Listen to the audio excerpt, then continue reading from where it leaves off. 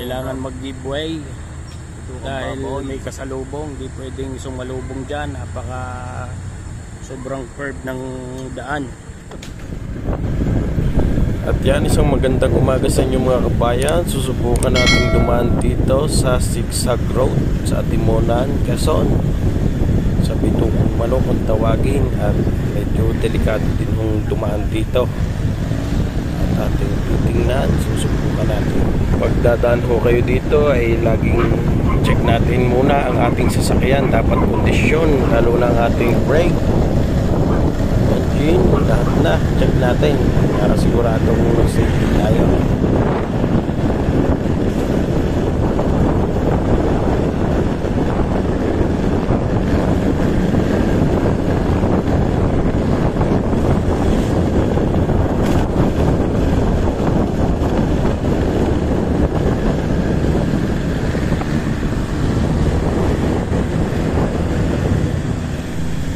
Hirap na hirap umahon ng ating kasamang jeep dahil nga puro ahon na ito at may karga pang Durabox.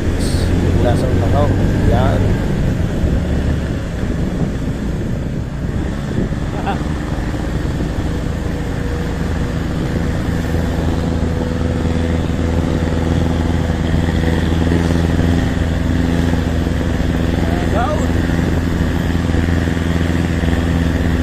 Kaya pa ba?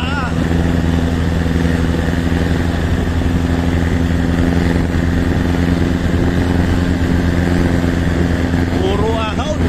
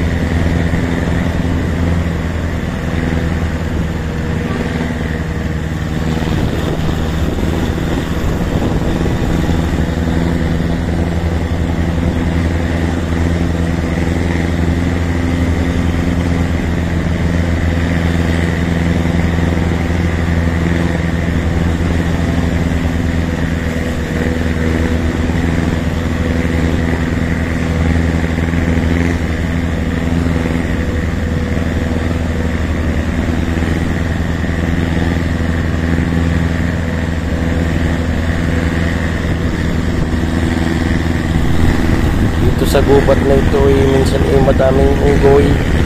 Naglalabasan ho sila lalo taglamig dahil malamig ang gubat.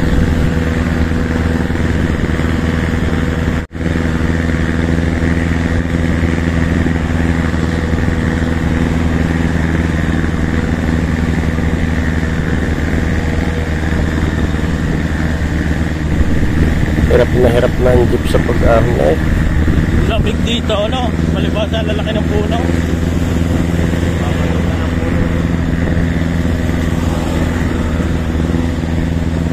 Gubat na gubat.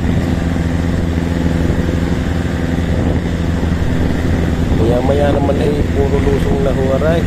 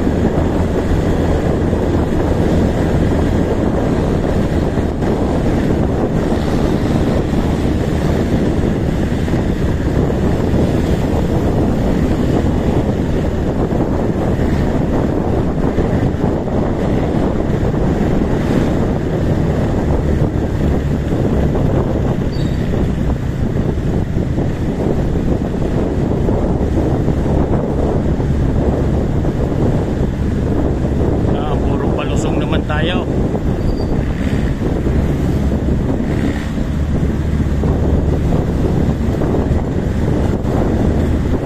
Ang hamog, pero ang daming parang umulan na yan, basaan daan din. Puno naman na yung mga tubig eh. Oo. At yan, naka-engine brake na. Kailangan mag-engine brake pagka ganitong puro lusong. Wag na wag po kayong mag-neutral para hindi mabilis ang bulusok ng inyong sasakyan pag nalusong, para may konting tulong yung engine brake para sa preno, hindi agad tayo puro preno lang, baka mag-iinit ang ating preno, mawalan pa tayo ng preno.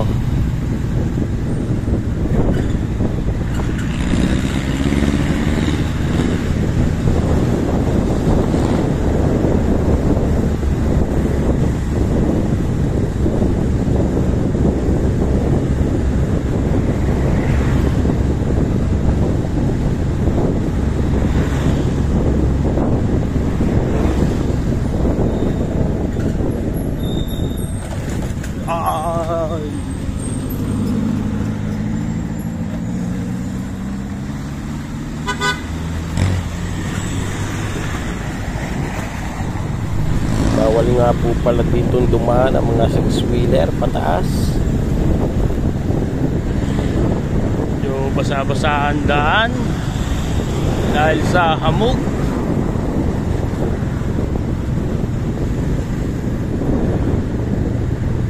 Yan, Timonan Zigzag Park. Pwede kayo ditong kumain. Madadaanan kayo sa kalagitnaan ng Zigzag Road. Yan. Meron dyan kainan, parkingan.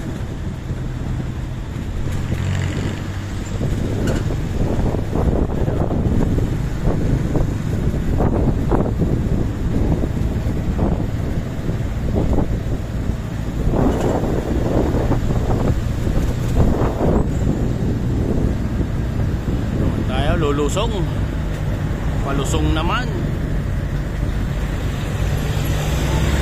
Kuya, umu-overtake na ng palusong. Check your engine, brake, clutch. at ibaba para siguradong safe sa inyong pag-rides, lalo't dito kayo dadaan sa Bitukang Manok kung tawagin sa Atimonan, Quezon, Zigzag Road. Ayan, kailangan mag-giveaway dahil may kasalubong, di pwedeng sumalubong dyan, napaka sobrang curve ng daan. Pero namang magsisenyas dyan yun, no?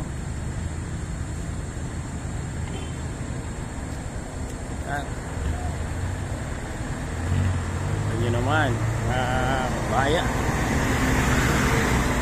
Dapat talaga professional driver ka bago ka dumaan dito. Ganda ng view.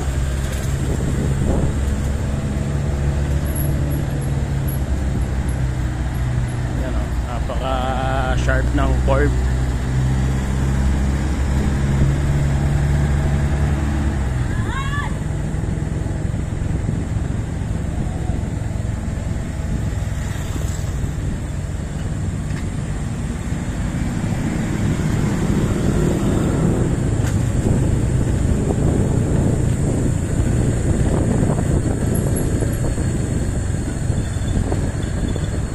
Signal man naman dito para iwas disgrasya.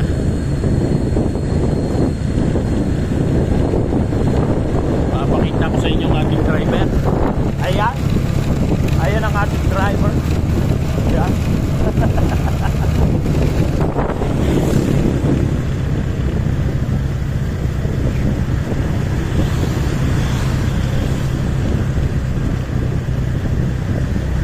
Na tayo ng bababa hanggang tayo makalabas na ng highway.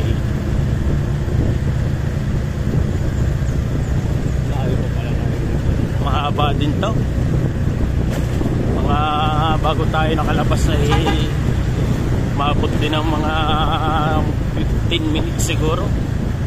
Wala pa naman, pero wala pa 13 minutes bago makalabas. May mga napatak ditong mga bato, kaya yan o. Ingat din tayo dito sa landslide.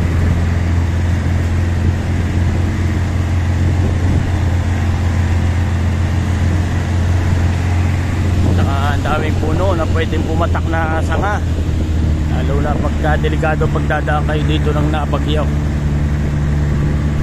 May iba pa naman pong way kung gano'n ang sitwasyon para makadaan. Kaso nga lang po ay medyo mapapalayo po tayo.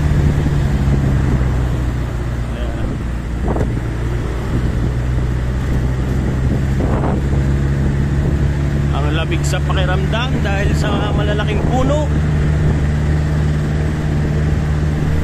Wala nga lang akong napapansing mga street light dito. Parang delikadong dumaan din sa gabi. Sobrang dilim po dito.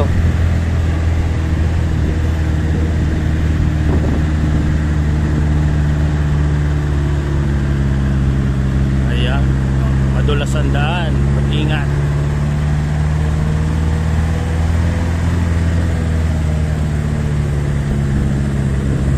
Kailangan i-check ang brake. Dapat po talaga ay nakakondisyon ang inyong mga sasakyan.